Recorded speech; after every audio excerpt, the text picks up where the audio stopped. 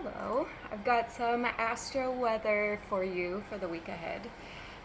So we'll just start kind of big and work our way to the small. The big theme for the whole week, the moon is waning. So we're moving away from that full moon. The moon is seeming to shed light every night. It gets smaller and smaller and smaller. Our own energy levels kind of mirror that same pattern. So we can expect our energy levels to start to wane as well over the next 2 weeks or so. Energy levels decreasing. This is a really good time, just like the moon. It's a good time for us to practice elimination, shedding, releasing. So we can do that through lots of different avenues. We can do that with our food. We can do that like any consumption. So whether that's consuming information or consuming food or consuming alcohol or consuming drugs or consuming anything, we can slow that a little bit, or else we're going to clog up our system. Other good ways to practice this energy or to honor this energy over the next 2 weeks are through self-care practices that help you to shed or eliminate or exfoliate or flush out. So dry brushing is a good one to get the lymphatic system moving. That is our waste removal system. So it's important for that system to stay functioning so we can stay clean on the inside.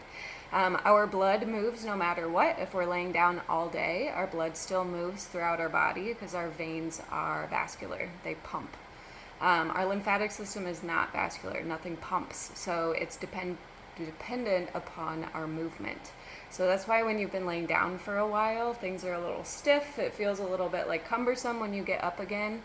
Lymphatic movement is completely triggered by our own body movement. So do some body movement, do some lymphatic work, do some legs up the wall.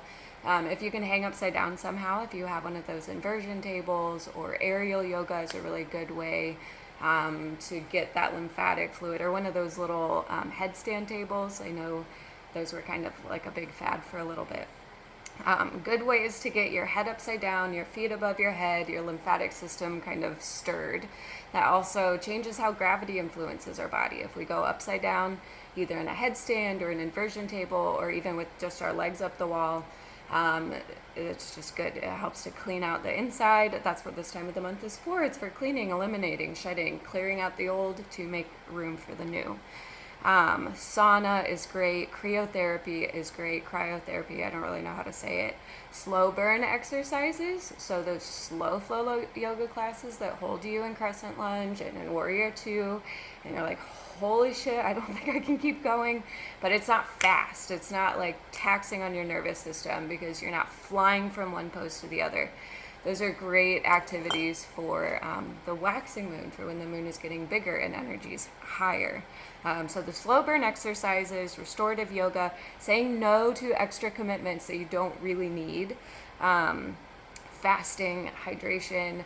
There's so many ways to fast. You can fast until dinner. You can do the 1 meal a day thing. I feel like that's a little bit trendy right now.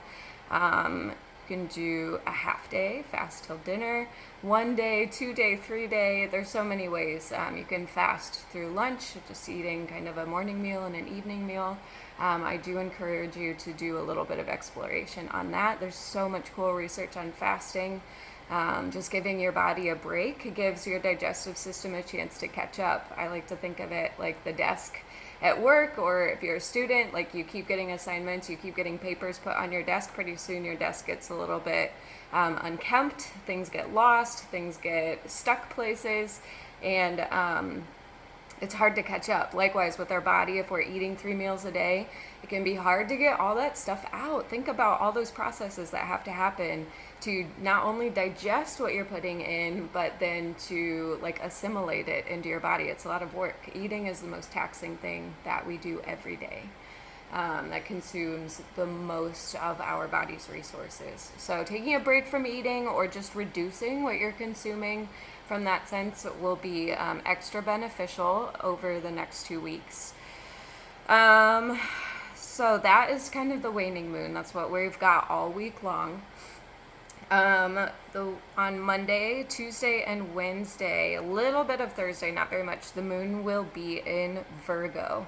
So this puts our emotional body in a more practical place. It can be a little bit nervous. We can feel a little bit nervous in our emotional body. But for the most part, it's a little bit slowed. It's a little bit more practical. It's a little bit more orderly and less chaotic. If we are starting to feel chaotic, then that's when the nerves come in. We feel a little bit anxious, a little bit nervous. On Tuesday, today, the moon is squaring Mars. So that just brings a little bit of the warrior energy into our emotional body.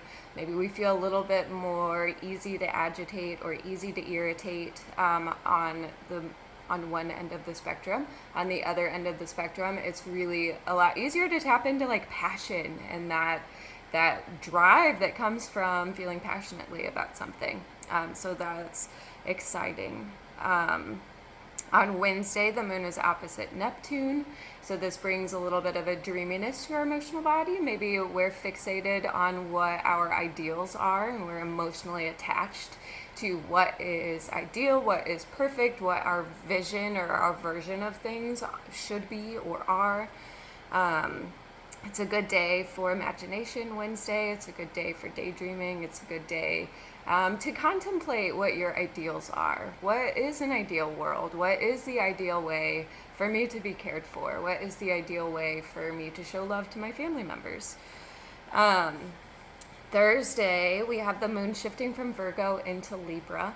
The moon is also opposite Jupiter, so this can make our emotional body a little bit bigger. It's a little bit more reactive, a little bit more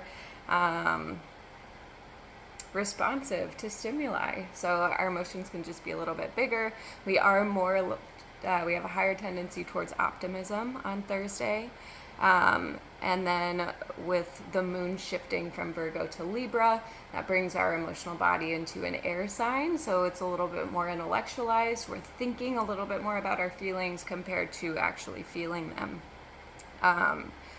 And that is even bigger with that moon opposite Jupiter. So just kind of enhanced emotional body.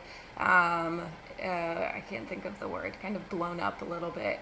But generally more like on the positive side of things. So a little bit more optimistic, a little bit more joyful, a little bit more Jupiterian. It's just kind of optimistic. It's kind of happy-go-lucky. It's kind of like Santa Claus. So we'll probably feel pretty generous on Thursday. Be mindful that you're not giving away everything that you have or are or own. When the moon is involved with Jupiter, sometimes we get a little bit more generous than what is best for us. So that's just Thursday. Friday, the moon is in Libra. Saturday, the moon is in Libra. So Thursday, Friday, Saturday with the Libra moon. This is a really good time to do things with your partners. It's a really good time for communication. It's a really good time for beautifying. Libra has a really great aesthetic sense. They have a good decorative ability. They have a way of kind of beautifying the world. So maybe you use some of this energy by rearranging your room or some of your things in your home, your pretty plants or your crystals or some of the decorations that make you happy. Maybe we shift them around a little bit to just move stuff around so stuff doesn't get stuck, nothing is stagnant. Let's see.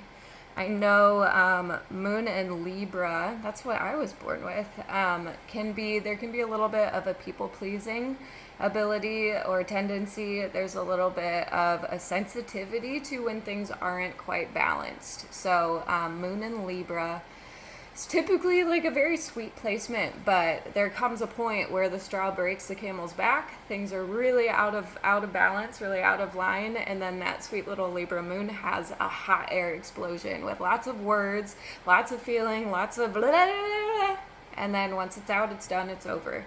So if you find yourself having a verbal explosion Thursday, Friday, or Saturday, that's okay. Just clean up your mess when you're done. Sometimes it's better to get it out than to hold it in.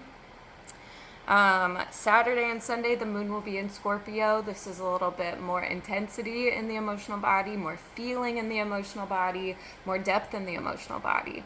So we're going to dive below the surface a little bit more. We're going to feel things a little bit more deeply. We're not practical in our emotional body. We're not intellectualizing our emotional body. We're really feeling our emotional body. So Saturday and Sunday, if that's an overwhelming thing for you, know that that's okay.